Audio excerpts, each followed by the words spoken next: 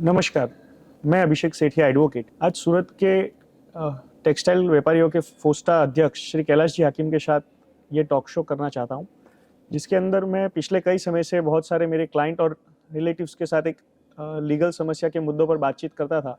तो मैंने सोचा क्यों ना इस समस्या को एक बड़े प्लेटफॉर्म पे फोस्टा अध्यक्ष के साथ बातचीत के माध्यम से आप लोगों तक पहुँचाया जाए। तो मैं कैलाश जी हाकिम का बहुत बहुत स्वागत करता हूँ। जी, नमस्कार। और कैलाश जी, मैं आपके संगठन फोस्टा के बारे में थोड़ी सी जानकारी आपसे लेना चाहूँगा। सबसे पहले तो अभिषेक जी, आपने इस टॉक शो में मुझे बुलाया और व्यापारियों के लिए एक लीगल समस्याओं के लिए अच्छी पहल की। मैं आपका साधुवाद देता हूँ, थैंक यू। फोस्टा के विषय में मैं आपको बता देना चाहता हूँ कि फोस्टा 34 साल पुरानी व्यापारियों की एक संस्था है और ये संस्था मुख्यतः व्यापारियों के विकास, व्यापार के विकास, सूरत में कैसे कपड़ा व्यापार पूरे भारत के विश्व पटल पे कैसे व्यापार फैले, इसलिए फोस्टा अग्रसर है। ये 240 मार्केट के 70,000 व्यापारियों की संस्था है। तो इस संस्था का मुख्य काम यही है कि व्यापार और व्यापारियों का विकास और उसकी समस्याओं का हल, यही संस्था का मुख्य उद्देश्य है। बहुत बहुत धन्यवाद कैलाश जी। मुझे पिछले कई समय से जब मैं क्लाइंट से इंटरेक्ट करता हूं तो मुझे एक समस्या का बार बार सामना करना पड़ता है। तो मैंने सोचा कि क्यों ना आप व्यापारियों की समस्याएं जो भी आपके व्यापारी आप तक लेके आते हैं उनको हम एक प्लेटफॉर्म से शेयर करें और मैं उसका सुझाव देके इस माध्यम से हम व्यापारियों की समस्या का समाधान करें। हमारे पास भी रेगुलर, जैसे मैं 4 महीने से फोस्टा का चेयरमैन बना और उससे पहले भी मैं 25 साल से कपड़ा व्यापार से जुड़ा हूँ। तो अक्सर हमारे व्यापारियों की काफ़ी ऐसी समस्याएं आती है कि भाई मुझे पेमेंट 3 महीने हो गए, 6 महीने हो गए, 12 महीने हो गए, नहीं मिल रहे। व्यापारी मुझे रेगुलर कर रहा है कि अभी कर दूंगा, नहीं कर दूंगा, फ़ोन बंद, काफ़ी तरह की समस्याएं हैं। तो उसको पहला स्टेप क्या लेना चाहिए, इसके बारे में वो पूछता है कि अब मैं क्या करूँ। देखिए, किसी भी व्यापारी का अगर पैसा बाकी है, तो सबसे पहला स्टेप उसको जो लेना होता है वो एक नोटिस भेजनी रहती है सामने वाली पार्टी को। तो जिसके अंदर आपकी जो भी आउटस्टैंडिंग है आप उसका एक लेजर बनवा के रखिए और उस लेजर के अकॉर्डिंग हम एक उसे नोटिस भेजते हैं और उसके बाद उसके खिलाफ हम बहुत सारी लीगल अलग-अलग प्रक्रिया है जो अमाउंट पे डिपेंड करती है, उसके अकॉर्डिंग हम उसको कोर्ट में या पुलिस स्टेशन में जाके उसके अगेंस्ट केस कर सकते हैं हम उनके अगेंस्ट। अभिषेक जी, यदि हमारे किसी व्यापारी का चेक रिटर्न होता है, तो उसको सबसे पहले क्या करना चाहिए? अ, देखिए कैलाश जी, चेक रिटर्न को लेके है ना मार्केट में बहुत सारी अफवाहें हैं जैसे और सबसे पहले चेक के ऊपर जो तारीख लिखी होती है व्यापारी को उसके 3 महीने के अंदर ही उस चेक को बैंक में डिपॉजिट कर देना चाहिए और जिस दिन वो चेक रिटर्न होता है उसके 30 डेज के अंदर ही आपको सामने वाली पार्टी को एक लीगल नोटिस सर्व करनी पड़ती है। बहुत सारे व्यापारी उस पीरियड को 1 महीना कंसिडर करते हैं, लेकिन आपको 30 दिन के अंदर ही वो नोटिस सामने वाली पार्टी को देनी होती है। नोटिस देने के बाद 15 दिन का आपको उन्हें जवाब देने का समय देना पड़ता है और उसके बाद अगर वो जवाब देते हैं या नहीं देते हैं, आपको किसी भी उनकी प्रतिक्रिया का वेट नहीं करना है। उसके 30 दिन के अंदर आपको केस कोर्ट के अंदर केस फाइल कर देना चाहिए। ये चेक रिटर्न का सिंपल और एकदम सरल प्रावधान है जिसको आपको फॉलो करना चाहिए। अभिषेक जी, यदि हमारे किसी व्यापारी के पास चेक ना हो, तो उसको पेमेंट के लिए फिर क्या एक्शन लेना चाहिए? यदि किसी व्यापारी ने हमें चेक ना दिया हो, तो पेमेंट पाने के लिए उसको क्या एक्शन लेना चाहिए? अगर आपके पास किसी भी व्यापारी का चेक नहीं है और आपकी आउटस्टैंडिंग बकाया रहती है, तो आप उसके खिलाफ 2 प्रकार के केस कर सकते हैं। यदि आपकी आउटस्टैंडिंग अमाउंट 3 लाख या उससे ज़्यादा है, तो आप उसके अगेंस्ट में कमर्शियल सूट फाइल कर सकते हैं, जो 2018 के अंदर नया लॉ अमेंड हुआ है। और यदि आपकी आउटस्टैंडिंग अमाउंट 3 लाख या उससे कम है, तो आप कोर्ट के अंदर समरी सूट फाइल करके अपना पैसा रिकवर करवा सकते हैं। अभिषेक जी, अभी आपने कमर्शियल लॉ की बात की, तो ये कमर्शियल लॉ के बारे में थोड़ा-सा विस्तार से बताने की कृपा करें। कैलाश जी, कमर्शियल लॉ जो है वो 2015 में बिल पास हुआ था और 2018 में इसके अंदर अमेंडमेंट आया।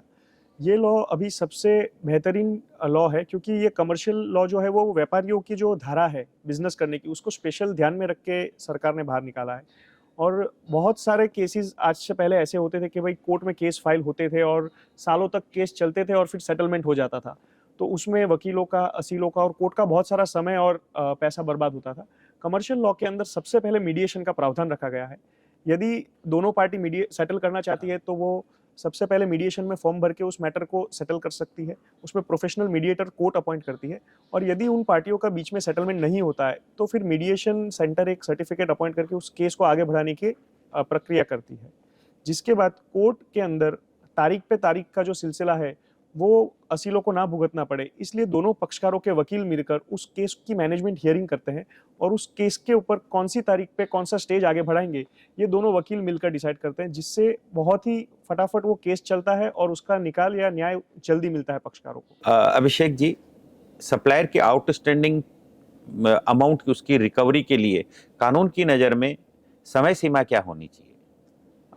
कैलाश जी, इस सवाल का जवाब देने से पहले मैं आपसे ये जानना चाहूँगा कि आपकी जो व्यापारियों की पद्धति है, उसके अनुसार आप सामने वाले व्यापारी को जब माल देते हैं, तो आपके कॉन्ट्रैक्ट के हिसाब से आप उसको कितने समय मर्यादा की सहूलियत देते हैं पेमेंट करने के लिए?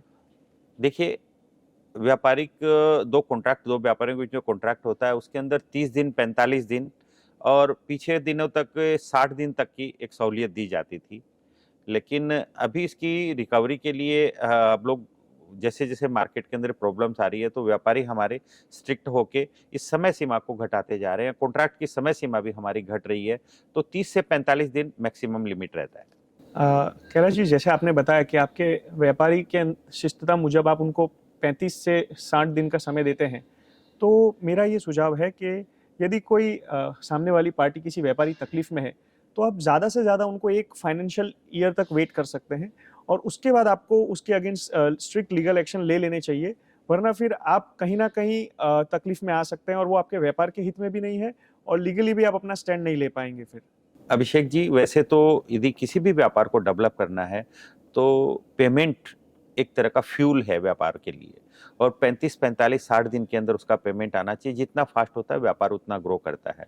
आपने कहा कि 1 साल के अंदर फाइनेंशियल ईयर के अंदर उससे कन्फर्मेशन मांग लेना चाहिए, उसे पेमेंट, लेकिन उसे 1 साल के अंदर वो कन्फर्मेशन ना दे तो फिर भी हमारे व्यापारी को मैक्सिमम कानून की नज़र में एक समय सीमा कितनी होती है जिससे उसका पक्ष बचा रहे? ये एक बहुत अच्छा सवाल था कैलाश जी, क्योंकि जो ऑर्गेनाइज्ड क्राइम करने वाले लोग हैं, उन्हें हमसे कई ज़्यादा लॉ पता होते हैं और हमारा व्यापारी बेचारा भोला रहता है, वो उनके आश्वासन में आता है और उन्हें समय देता रहता है। तो यदि आपने अपने लास्ट ट्रांज़ैक्शन से 3 साल तक का समय अपने सामने वाली पार्टी को दे दिया, तो आप इस चीज़ को अच्छी तरीके से समझ लीजिए कि आपने अपने लीगल राइट्स खो दिए हैं। क्योंकि जो लॉ है वो आपको 3 साल तक का प्रोटेक्शन देता है आपकी रिकवरी को आउटस्टैंडिंग को रिकवर करने के लिए। तो मैं ये सजेस्ट करूँगा कि आप 1 साल के बाद ही अपना लेजर अकाउंट्स उनसे कन्फर्म करिए और स्ट्रिक्ट लीगल एक्शन लेना स्टार्ट कर दीजिए। क्योंकि 3 साल खत्म होने के बाद आप उनका लीगली भी कोई स्ट्रिक्ट एक्शन उनके अगेंस्ट में नहीं ले पाएँगे लीगली। अभिषेक जी, व्यापारियों में अक्सर एक भ्रांति रहती है कि कोर्ट में कहाँ धक्के खाऊँगा, बहुत लंबी प्रक्रिया रहेगी और रिज़ल्ट मेरा पता नहीं कब तक आएगा। तो इसके बारे में मैं चाहता हूँ कि व्यापारियों को आप संदेश दें कि इसमें क्या कर सकते हैं और ये भ्रांति कैसे दूर हो? देखिए कैलाश जी, पुरानी जो कहावतें हैं उनको साबित करते-करते बहुत समय लग गया है। जी। लेकिन ये जो कोर्ट संबंधित जो बातें हैं ना कि एक केस सालों तक चलता है और फिर भी फैसला नहीं आता, चप्पलें घिस जाती है लोगों की। तो अब बिल्कुल भी ऐसा नहीं है। लॉ बहुत रफ्तार से सोसाइटी को समझ रहा है और बहुत तेज़ी से बदलाव ला रहा है। और व्यापारियों के लिए जैसे नए लॉज़ आ रहे हैं तो 1.5 साल या 2 जी। साल के अंदर बहुत सारे केसेज़ का डिस्पोज़ल हो जाता है। और जो लोक अदालत है उनको बहुत सारा अमल में लाया गया है और बहुत सारे केसेस जो हैं वो 2 साल के अंदर ही निपट जाते हैं और जो फरियादी होता है, उसको लगभग 1 या 2 धक्का कोर्ट का खाना पड़ता है हुँ। और उनको उनके राइट्स कोर्ट दिलवाती है। अभिषेक जी, मार्केट के बहुत सारे व्यापारी बैंकों के लोन पे, फाइनेंस पे काम करते हैं, उनको इंटरेस्ट लगता है। सामने इंटरेस्ट के आते नहीं हैं पैसे में, तो क्या वो जब कोई कानूनी प्रक्रिया में जाता है, तो हमारा जो सप्लायर है, हमारा जो व्यापारी है, क्या इंटरेस्ट क्लेम कर सकता है? हाँ जी, बिल्कुल इंटरेस्ट क्लेम कर सकता है, लेकिन उसके लिए एक चीज़ मैंडेटरी है। आप जब बिल या इनवॉइस जनरेट करते हैं, तो उसके नीचे आप 18 या 24% अपना इंटरेस्ट क्लेम करा हो, वो नॉर्म लिखा हो बहुत ज़रूरी होना चाहिए। और यदि वो नॉर्म लिखा है और आप कोर्ट में केस फाइल कर रहे हैं, जी। तो कोर्ट में केस फाइल करने तक का इंटरेस्ट आपको खुद को कैलकुलेट करके उसका एक इंटरेस्ट लेजर बना के आपको कोर्ट में केस फाइल करना है और केस फाइल करने से लेके फाइनल ऑर्डर तक का जो इंटरेस्ट होगा, वो कोर्ट कैलकुलेट करके आपको दिलाएगी। तो आप अपने व्यापार की जो इंटरेस्ट की धारा है, वो डिसाइड करके आप अपने बिल में लिख के आप बिल्कुल जी। उस सप्लायर से या व्यापारी से इंटरेस्ट क्लेम कर सकते हैं। अभिषेक जी, एक हमारा जो बिल होता है और एक चालान होता है या एक ऑर्डर फॉर्म होता है, वो एक हमारा कॉन्ट्रैक्ट होता है जी, बिल्कुल। सप्लायर और बायर के बीच में। तो उसमें अपना कानूनी पक्ष मजबूत करने के लिए हमारे सप्लायर को क्या-क्या बातें अपने बिल में लिखवानी चाहिए? जैसे कैलाश जी आपने बताया, बहुत अच्छी बात है, बहुत सारे व्यापारियों को नहीं पता होता है। जैसे बिल जो है वो एक कॉन्ट्रैक्ट होता है, और यदि आप किसी भी सप्लायर के साथ डील कर रहे हैं तो ये 5 कंडीशन आप बिल्कुल अपने बिल में रखिए, जिसमें पहली कंडीशन होगी, goods once sold will not be return taken back. फिर उसके बाद यदि कोई गुड्स रिटर्न करना चाहता है तो वो 7 दिन में आपको उसका इंटीमेट करे, और विद इन 45 डेज वो आपकी प्लेस ऑफ बिजनेस पे वो गुड्स को वापस डिस्पैच करवा दे। जी। उसके बाद 24% इंटरेस्ट का जो प्रावधान है वो आप अपने बिल में बिल्कुल लिख सकते हैं। और जो आपकी पेमेंट कंडीशन है, that payment for the goods shall be delivered into 45 days. जी। और जो लास्ट टर्म होगी वो होगी सब्जेक्ट टू सूरज जुरिस्डिक्शन। ये 5 कंडीशन आप बेशक अपने बिल में लिखिए, जिससे आपका कानूनन पक्ष बहुत मजबूत रहेगा। थैंक यू अभिषेक जी, आपने एक बहुत अच्छी बात बताई। अभी तक हमारे व्यापारी बंधु यही समझते थे कि ये जो प्रिंटर ने प्रिंट कर दिया या कंप्यूटर में फिक्स फॉर्मेट रहता था, डाल देते थे। लेकिन आज ये पता लगा कि लीगल फाइट के लिए हमें ये जो 5 टर्म्स एंड कंडीशन है कि बिका हुआ माल वापस नहीं होगा, होगा तो इतने दिन की अवधि में होगा, इतना % इंटरेस्ट, रेट ऑफ इंटरेस्ट रहेगा। तो ये बहुत अच्छी बात है। मेरे सभी व्यापारी बंधुओं को मैं बताना चाहूँगा आपके माध्यम से कि ये टर्म्स एंड कंडीशन आगे लीगल फाइट में आपको बहुत मददगार साबित होती है। अभिषेक जी, हमारे पास बहुत सारे व्यापारी आते हैं कि मेरा पेमेंट नहीं आया है, मुझे मेरी पुलिस रिपोर्ट करनी है। बहुत सारे लोग जब हमको उनको कानून के पास वकील से नोटिस भेजने की बातें करते हैं, तो सीधा ये लगता है कि पुलिस में जाके मेरा पैसा तुरंत रिकवर होगा, मेरी पुलिस की एफआईआर तुरंत करवा दीजिए। तो कैसे, किस विषय में, किस केस में हम लीगल एक्शन ले सकते हैं? किस विषय में, किस केस के अंदर हमारा पुलिस एफआईआर हो सकता है? जी कैलाश जी, देखिए लॉ जो है वो 2 टाइप के होते हैं, एक क्रिमिनल लॉ और एक सिविल लॉ। जी। तो व्यापारियों के लिए जो सिविल रेमेडी है वो हमेशा खुली ही रही है, और वो उनका बिल्कुल इस्तेमाल करके अपना पेमेंट रिकवर करवा सकते हैं। लेकिन जो जी। क्रिमिनल लॉ है, उसका जो पावर है वो पुलिस के पास है, और एफआईआर लेनी या ना लेनी वो तो पुलिस उस इन्वेस्टिगेशन उस पे इन्वेस्टिगेशन करेगी। और यदि उनको लगता है कि ये इंटेंशनली इसने फ्रॉड किया है, या एक कोई ऑर्गेनाइज्ड क्राइम है, या 10-12 लोगों ने मिलकर किसी व्यापारी के साथ चीटिंग की साजिश की है, तो वो पुलिस का विषय है। और व्यापारी बिल्कुल एक अर्जी दे सकता है, लेकिन वो पुलिस अगर उसके ऊपर इन्वेस्टिगेशन करती है और यदि ऑफिसर को लगता है कि जी। ये क्राइम है, तो ही वो एफआईआर लेती है। वरना व्यापारियों के लिए सिविल लॉस है, और उनके लिए सिविल रेमेडी बिल्कुल खुली है।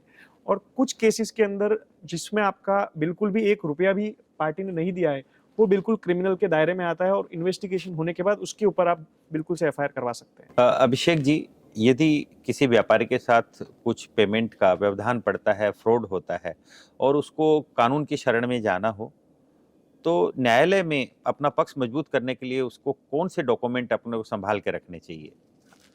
देखिए, सबसे पहले जो लिस्ट ऑफ डॉक्यूमेंट्स होती है वो बहुत इंपॉर्टेंट होती है, क्योंकि वही आपका एविडेंस होता है। तो सबसे पहले आपको आपका जीएसटी सर्टिफिकेट देना है।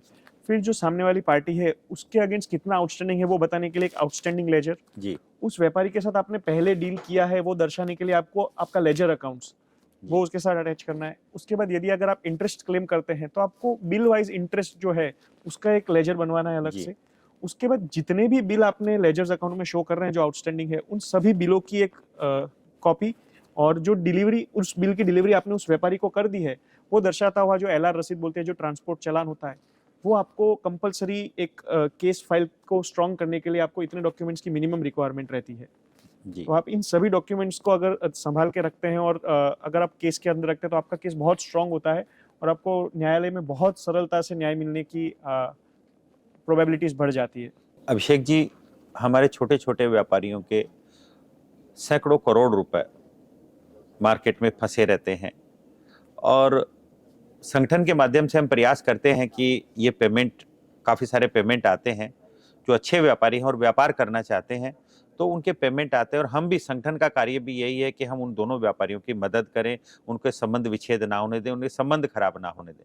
फिर भी कई जगह उनके पैसे फंस जाते हैं, और छोटे 5,000, 10,000, 20,000 के पेमेंट, और वो तकादा नहीं करते हैं, और वो कई बार हमारे भी संपर्क के बाहर होते हैं जिनको पेमेंट देना होता है।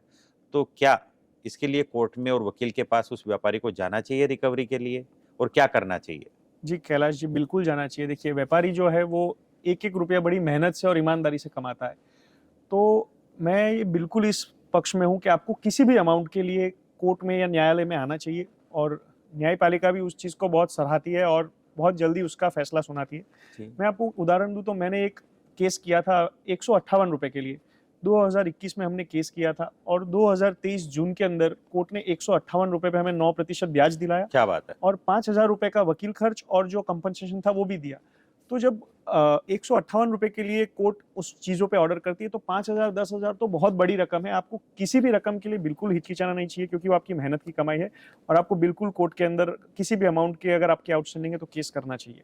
अभिषेक जी, जैसे कुछ सुनियोजित षड्यंत्र ऑर्गेनाइज क्राइम के तहत कुछ लोग वापस क्राइम करने के लिए, चीटिंग करने के लिए सूरत में आके, जैसे 10 साल पहले उसके खिलाफ कोई गुनाह दर्ज है पुलिस में या कोर्ट में, और वापस 10 साल के बाद तो एक नई जनरेशन आ जाती है और वापस आके बैठते हैं और वापस व्यापार स्टार्ट करते हैं और लोगों को बहला फुसला के रेफरेंस दे के व्यापार स्टार्ट कर देते हैं।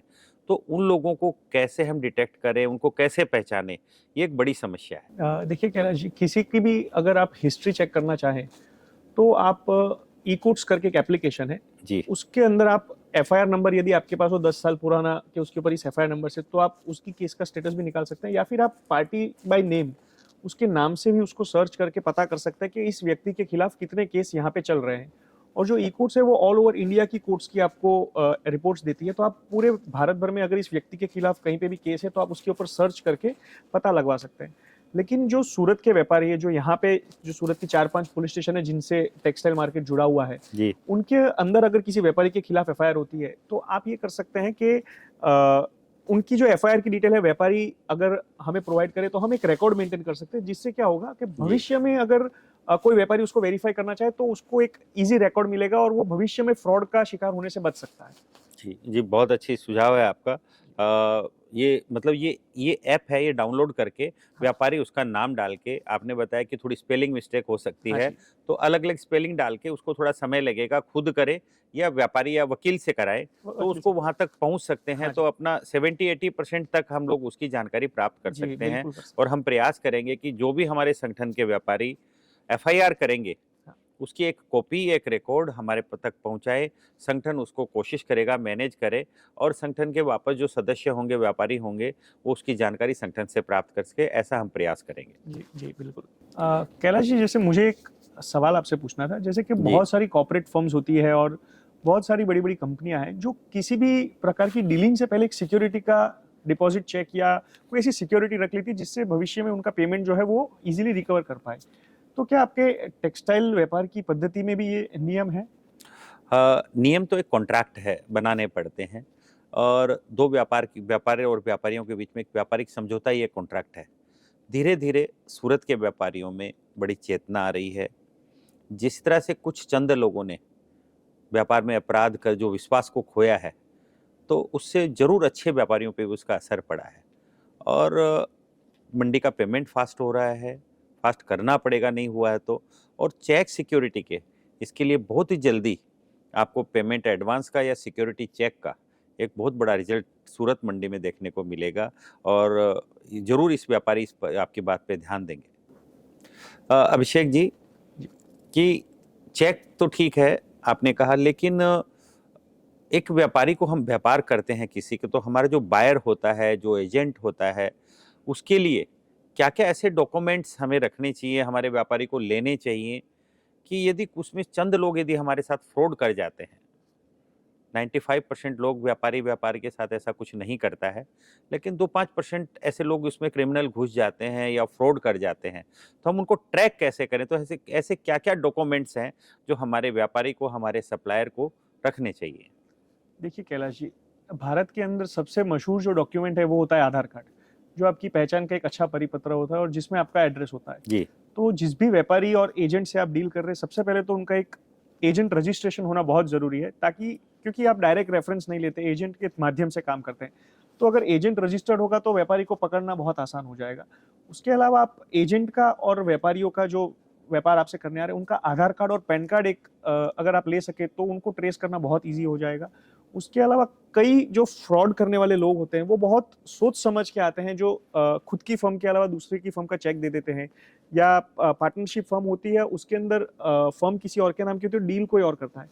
तो आप किस व्यापार के साथ जितने भी लोग जुड़ते हैं, आप उन सबका आधार कार्ड और पैन कार्ड अगर अपने पास रखें, तो बहुत आसान हो जाएगा आपका जी। व्यापार में रिकवरी करना। जी, बहुत अच्छा सुझाव है। वकील साहब, जैसे लोगों में वापस कई हमारे पास हमारे जो व्यापारी बंधु आते हैं, उनके सवाल रहते हैं कि मैं केस कर दूँगा, कोई दिक्कत नहीं, मैं मेरा केस फाइल कर दूँगा कोर्ट में। लेकिन जब कोर्ट का एक समन निकलता है, तो वो समन मेरा तालीम कराने में, समन उस जो मेरा जिससे पैसा लेना है, उन तक पहुँचाने में बड़ी प्रॉब्लम होती है। वो मिल नहीं पाता है या रिसीव नहीं कर पाता है, तो वापस कहीं न कहीं जो फरियादी है, जो हमारा जो व्यापारी है, वो थकने लगता है, मायूस हो जाता है। तो उसके लिए हमें क्या प्रोसीजर करना चाहिए कि हम उस तक पहुँच सकें, उसको कानून के द्वारा ट्रैक कर सकें? कैलाश जी, ये बहुत बड़ा सवाल है और इस सवाल ये वकीलों के लिए सबसे बड़ा चैलेंज है, क्योंकि हम भी जब क्लाइंट को फर्स्ट टाइम हम कंसल्ट करते हैं, तो हम उनको यही कहते हैं कि आपका केस हम 1 डेढ़ साल में इसका रिजल्ट लाने का ट्राई करेंगे। लेकिन हमारे लिए जो सबसे चैलेंजिंग टास्क होता है, वो होता है सामने वाली पार्टी को कोर्ट में अपीयर करना। जी, और आप लोग जो टेक्सटाइल के व्यापारी है, वो जीएसटी के थ्रू डील करते हैं और जीएसटी पे दिए गए एड्रेस बहुत आसानी से बदले जा सकते हैं। जी, और किसी व्यक्तिगत पर्सनालिटी के हमारे पास परमानेंट एड्रेस नहीं होते या घर का पता नहीं होता है, तो हम समन्स जो है वो सर्व ही नहीं कर पाते हैं और उसके लिए कोई डिफिकल्टी होती है, तो हम भी निराश होकर हमारे क्लाइंट को जवाब नहीं दे पाते हैं। जी, तो सबसे महत्वपूर्ण जो चीज़ है, वो है आपको आधार कार्ड और उस पार्टी के हो सके उतने जितने भी अते-पते हैं, वो अगर आपके पास उसका रिकॉर्ड हो और वो कोर्ट में अपीयर हो जाए, तो हम गारंटी के साथ उसका केस 1 से डेढ़ साल के अंदर उसका फैसला लेके आ सकते हैं। जी, तो मेरा ये अनुरोध है व्यापारियों से भी कि जी, जिन पार्टियों के साथ आप डील कर रहे हैं, उनके घर के सदस्यों के जो जो मैनेजर है या जो एजेंसी आपने हायर कर रखी है, उन सभी के आधार कार्ड और परमानेंट एड्रेसेस आपके पास होने बहुत ज़रूरी है। तभी समन्स सर्व होगा और तभी केस आगे बढ़ पाएगा। कैलाश जी, जैसे जब हम लोग क्लाइंट से सामने वाली पार्टी के और एजेंट के एड्रेस माँगते हैं, तो वह बड़े मुश्किल से उनका एक दुकान नंबर लाके देते हैं, जो कि बंद हो चुका होता है। तो ये एजेंट का एड्रेस लाना या व्यापारी का एड्रेस लाना या उनके डॉक्यूमेंट कलेक्ट करना, क्या एक व्यापारी शिष्टता के लिए एक गंभीर समस्या है या उसके अंदर क्यों व्यापारी संकोच करता है डॉक्यूमेंट्स कलेक्ट करने के अंदर? अभिषेक जी, सूरत का व्यापार भरोसे का व्यापार था और यहाँ पे हमेशा जब भी कोई व्यापार करने आया, भरोसे से व्यापार किया। मैंने पहले भी आपको 2 बार ये कहा है कि चंद लोगों ने आके हमारे सूरत के इस विश्वास के व्यापार को ख़त्म किया है। 95% लोग व्यापारी अच्छे रहते हैं, व्यापार करना चाहते हैं, व्यापारिक रीति से और नीति नियम से व्यापार करना चाहते हैं, लेकिन चंद लोग, जो मैं तो ये कहूँगा, मैं उनकी निंदा करूँगा कि वो इस व्यापार के दुश्मन हैं, सूरत की प्रोग्रेस के दुश्मन हैं, कपड़ा व्यापार की प्रोग्रेस नहीं चाहते, वो ऐसी घटनाओं को अंजाम देते हैं।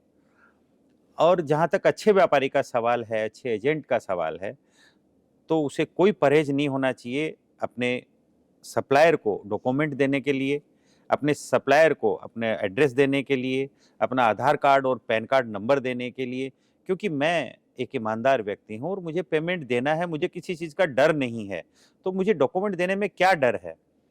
95% लोगों को देना चाहिए और देंगे।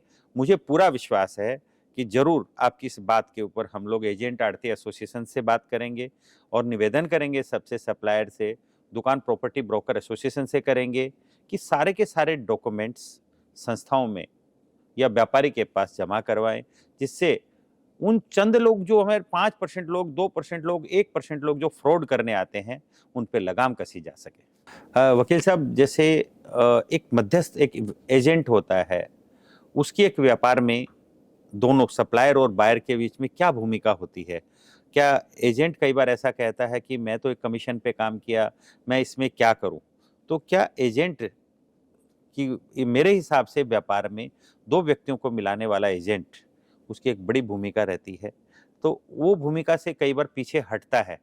तो क्या ये सच है या क्या ये सही है, या हम उसको कैसे बाँध के रख सकते हैं? देखिए कैलाश जी, लॉ जो है ना, वो भी इस बात को बहुत अच्छे से समझता है, क्योंकि एजेंट ही एक ऐसा व्यक्ति है जो 2 व्यक्तियों को मिला रहा है और जो भी ट्रांज़ैक्शन या जो व्यापार हो रहा है, वो उस एजेंट की वजह से ही हो रहा है। जी, और यदि मैं आपको थोड़ा लीगली समझाऊँ, तो 409 जो सेक्शन है आईपीसी की, वो एजेंट के ऊपर लागू पड़ती है। जी, और 420 अगर कोई व्यापारी धोखाधड़ी करता है या बेईमानी करता है, चीटिंग करता है, तो उसके ऊपर 420 लागू होती है। और 420 की जो सज़ा है, वो 7 साल तक की है। जी, और जबकि एजेंट की जो है सेक्शन 409, उसकी 10 साल तक की सज़ा है।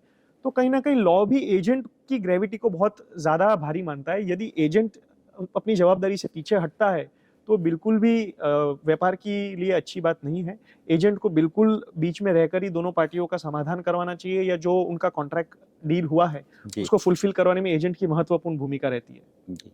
वकील साहब, अभी कुछ केसेज हमारे सामने, संगठन के सामने आए थे कि कुछ मार्केटों में लोग दुकान भाड़े पे लेते हैं और वो झूठे रेफरेंस दिलवा के, जैसे हर एक मार्केट के कुछ नियम बने हुए हैं कि दुकान भाड़े पे लेने के लिए 2 लोगों का आपको रेफरेंस देना पड़ेगा, 3 लोगों का देना पड़ेगा, वो दुकान ओनरशिप का हो, ये कई तरह के नियम हैं। इसकी विस्तृत जानकारी तो हम लोग बाद में आपको देंगे। लेकिन वो रेफरेंसेज होते हैं, वो गलत सिक्के लगा के, गलत नंबर दे के और गलत दे दिए जाते हैं। हालाँकि मार्केट एसोसिएशन को उस व्यापारी के पास भेज के उसको प्रमाणित करना चाहिए, लेकिन हो सकता है किसी वजह से कई बार नहीं हो पाता या कोई मिस्टेक हो जाती है और सामने वाला गलत डॉक्यूमेंट देके दुकान भाड़े पे लेता है और इसके तरह बड़े षड्यंत्र को अंजाम दे दिया जाता है कई बार। तो क्या इसके लिए कोई कड़ा कानून है? जी कैलाश जी, बिल्कुल है। ये जो है वो एक किसी एक आदमी का काम नहीं होता है ऐसा काम करना। इसके लिए पूरा एक संगठन होता है, पूरा एक ऑर्गेनाइज्ड क्राइम इसको कहते हैं। और ये बहुत बड़ी फॉर्जरी है, जो फेक एविडेंस आप प्रोड्यूस करते हैं, जो फेक सिक्के लगवाते हैं, या सिक्के सही होते हैं लेकिन उस व्यक्ति के जानकारी में नहीं होते जिसकी फर्म का वो सिक्का होता है। तो ये सभी एक संगठन को, एक अपराधित क्राइम को ऑर्गेनाइज करता है, और इसके लिए फॉर्जरी ऑफ डॉक्यूमेंट्स जो आईपीसी की 465, 467, 468 है, जिसके अंदर 10-10 साल तक की सजा का प्रावधान है, उसको अट्रैक्ट करती है। और ऐसे लोगों के विरुद्ध में बिल्कुल आपको एक्शंस लेने चाहिए, क्योंकि यहीं से जो व्यापारी का माहौल है वो खराब होता है, और ऐसे फ्रॉड्स की एंट्री मार्केट में होने के कारण ही पूरा मार्केट भुगतता है उस चीज़ को। तो इनके ऊपर मार्केट को ही नहीं, व्यापारी को की तो जवाबदारी है, लेकिन जो मार्केट मैनेजमेंट है उसकी भी एक बहुत अहम भूमिका है इसके अंदर। तो सबको सचेत होकर ऐसे व्यक्तियों के खिलाफ स्ट्रिक्ट एक्शन लेने चाहिए, और लॉ उनके अगेंस्ट बहुत स्ट्रिक्ट है इन मामलों में।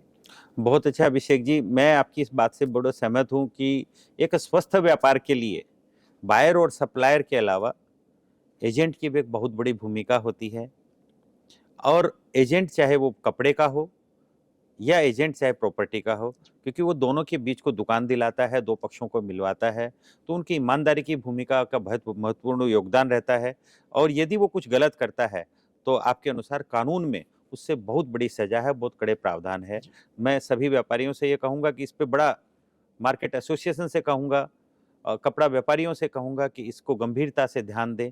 मार्केट के मैनेजर हैं, उनको सर्टिफ़ाई करने के लिए, प्रमाणित करने के लिए संबंधी जिसका सिक्का लगा है उसकी दुकान पे जाके उससे रेफरेंस लें, बात करके रेफरेंस लें, पेपर पे लिख के आया और फ़ोनिंग रेफरेंस ना लें। सूरत के अंदर एक परंपरा है कि लोग फ़ोनिंग रेफरेंस लेते हैं, फ़ोनिंग रेफरेंस पे बात ना करें, प्रत्यक्ष जाके, छोटा-सा अपना एरिया है 4 किलोमीटर के सराउंडिंग, जाके प्रत्यक्ष बात करके रेफरेंस को प्रमाणित करें।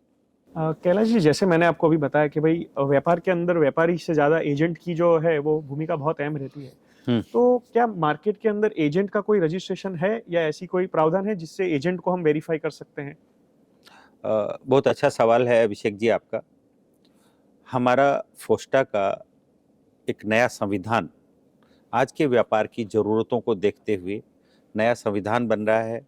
उस संविधान में हम हर एक कपड़ा व्यापार से जुड़े घटक की ज़िम्मेदारियों, क्या-क्या ज़िम्मेदारी एक एजेंट की, क्या ज़िम्मेदारी एक व्यापारी सप्लायर की, क्या ज़िम्मेदारी बायर की, ये सब ज़िम्मेदारियाँ हम लोग उसमें प्रमाणित कर रहे हैं। उसमें एक रूल्स एंड रेगुलेशन बना रहे हैं कि क्या ज़िम्मेदारी होती है एक एजेंट की। एजेंट का एक अहम रोल होता है। एजेंट कपड़ा व्यापार की, बायर और सप्लायर की रीढ़ की हड्डी है। या जब हम कहीं भी 2 रिश्ते जोड़ते हैं, तो 2 रिश्तों के बीच में जो एक मध्यस्थ होता है, उस मध्यस्थ का एक बहुत बड़ा रोल होता है। जब हम दुकान भाड़े पे लेते हैं या दुकान खरीदते हैं, तो उस समय भी भाड़े पे लेते वक़्त भी एक मध्यस्थ होता है, एजेंट होता है। उसकी भी इस व्यापार में बड़ी भूमिका होती है, क्योंकि वो सही व्यक्ति को दुकान दिलाए, उसके और देने वाला भी उसकी जाँच करके उसको दुकान दे। मार्केट एसोसिएशन भी उसको प्रमाणित करे। ऐसे ही व्यापारियों में भी एजेंट की, कपड़ा लेने और देने में एजेंट की अहम भूमिका है, और उसको हम बाँध रहे हैं एसोसिएशन के ज़रिए। हम हमेशा ये कहना चाहेंगे कि कपड़ा व्यापारियों को कि आप कोई भी अननोन फ़ोनिंग बात पे, कहीं से फ़ोन आया उसको कपड़ा ना दें, आपका कपड़ा बड़ा कीमती है। कपड़ा रजिस्टर्ड एजेंट, रजिस्टर्ड चाहे प्रॉपर्टी का एजेंट है या कपड़े का एजेंट है, आप रजिस्टर्ड जो आपकी संस्थाओं में रजिस्टर्ड है उसी के साथ व्यापार करें। रजिस्ट्रेशन होने से ऐसा प्रमाणित नहीं हो जाता कि वो 100% ईमानदार है, भूल वहाँ भी संभव है और वहाँ भी कुछ गलत डॉक्यूमेंट देके हमारे से कुछ गलतियां हो सकती है। लेकिन कानून से जो खेलता है वो कहीं ना कहीं तो गलती जरूर करता है और कानून उसको 90, उसने झूठ बोला नया 90 सच बोला, लेकिन जो 10 झूठ जहां बोला उसमें कहीं ना कहीं वो पकड़ा जाता है। इसलिए डॉक्यूमेंट मांगे और रजिस्टर्ड व्यापारी, रजिस्टर्ड एजेंट से आप व्यापार करें, कहीं ना कहीं आपको उसको ट्रैक करने में बड़ी आसानी होगी। अभिषेक जी, आज आपने मुझे बुला के यहाँ पे कपड़ा व्यापारियों को एक नई दिशा दी है, जो कानून से, कानून के नज़दीक व्यापारी, क्योंकि व्यापारी का विषय नहीं है, कोर्ट कचहरी पुलिस हमारे व्यापारियों का विषय नहीं है। और आज आपने ये एक दिशा दी है कि यदि ऐसा कुछ उनके साथ घटना होती है तो उनको क्या एक्शन लेना चाहिए। मेरा ये मानना है कि हम लोगों की इच्छा है कि सूरत का व्यापार इतना हेल्दी हो और ऐसा विश्वास का व्यापार जो आज के 100 साल पहले हुआ, 50 साल पहले, जब सूरत सोने की चिड़िया कहलाता था और यहाँ विश्वास पे हम लोग बाहर से लोग आए और हमें विश्वास के साथ हमारे साथ व्यापार किया जाता था और हम भी बाहर के मंडियों में विश्वास के साथ व्यापार करते थे और पेमेंट। मैं ये चाहता हूँ कि बहुत ही जल्दी वो समय आए। कानून की शरण में तो हम लास्ट में उन चीटर के लिए जाना चाहते हैं। दो अच्छे व्यापारी के बीच में हम बिल्कुल नहीं चाहते कि कानून की, व्यापार की मदद, व्यापार की समस्याएं व्यापारिक संगठन के द्वारा हल हो जाए। यदि कोई चीटर लोग हैं जो इस व्यापार को, इस हेल्दी व्यापार को बदनाम करना चाहते हैं, कानून की शरण में कानून उनके लिए है और हम जरूर ऐसे लोगों के लिए वकीलों से, आप लोगों से और पुलिस से संपर्क करेंगे। सूरत के अंदर आपके जैसे हजारों वकील हैं जो सूरत की ग्रोथ के लिए, सूरत के व्यापार को बचाने के लिए लगे हैं। मैं भी काफ़ी वकील के संपर्क में हूं, लेकिन आपने आज आके एक अच्छी पहल की है। मैं सभी व्यापारियों से ये कहूँगा कि व्यापारी का काम लड़ना नहीं है। हम व्यापारिक संगठनों की मदद से उन अच्छे व्यापारियों को जो व्यापार करना चाहते हैं और व्यापारिक रीति से आगे बढ़ना चाहते हैं, हम वो मध्यस्थता करके वो छोटे मोटे मैटर, कहीं अपने ईगो का जहाँ प्रश्न हो, जहाँ कपड़ा व्यापार का प्रश्न हो, क्वालिटी का मैटर हो, पेमेंट के दिनों का मैटर हो, तकादे का मैटर हो, हम बैठ के एक टेबल पे हम व्यापारी आपस में सोल्व करें। अच्छे व्यापारी को बिल्कुल कोई कानून उनको नहीं नड़ता है। अच्छे व्यापारी को डरने की बिल्कुल ज़रूरत नहीं होती है। कानून और पुलिस और ये संगठन उनके लिए लागू होता है जो हमारे व्यापार को गिराना चाहते हैं, सूरत के व्यापार के दुश्मन हैं, सूरत की प्रोग्रेस के दुश्मन हैं। ऐसी ताकतों के खिलाफ हम सब एक साथ मिलके सूरत के व्यापारी ताकत से और शक्ति से उनका मुकाबला करेंगे। अच्छे व्यापारियों को मैं पुनः कहता हूँ, अच्छे हेल्दी व्यापार करने वालों को इन सब पचड़ों में पड़ने की ज़रूरत नहीं है, डरने की ज़रूरत नहीं है। कानून उन लोगों के लिए है, न्यायपालिकाएं उन लोगों के लिए है जो हमारे साथ फ्रॉड करना चाहते हैं, चीटिंग करना चाहते हैं। हम उस समय न्यायालय की और पुलिस की शरण में जाएंगे जब लोग हमारे साथ ऐसी चीटिंग को या फ्रॉड को अंजाम देंगे। पुनः मैं आपका अभिषेक जी बहुत बहुत स्वागत करता हूं। मेरे व्यापारी बंधुओं का मैं पुनः ये कहना चाहूँगा कि आप सतर्कता से व्यापार करें, सब मिलके एक संगठन के रूप में रहें और अच्छा व्यापार करें। हमारा भी कुछ फर्ज बनता है कि हमारा जो व्यापारी है, व्यापारी हमारा भगवान है जो हमारा, तो उसके लिए अच्छी क्वालिटी दें, अच्छा कपड़ा दें, अच्छी कंडीशन से व्यापार करें। हमारे सप्लायर का भी हम लोग उतना ही ध्यान रखें। जय हिंद, जय भारत, वंदे मातरम।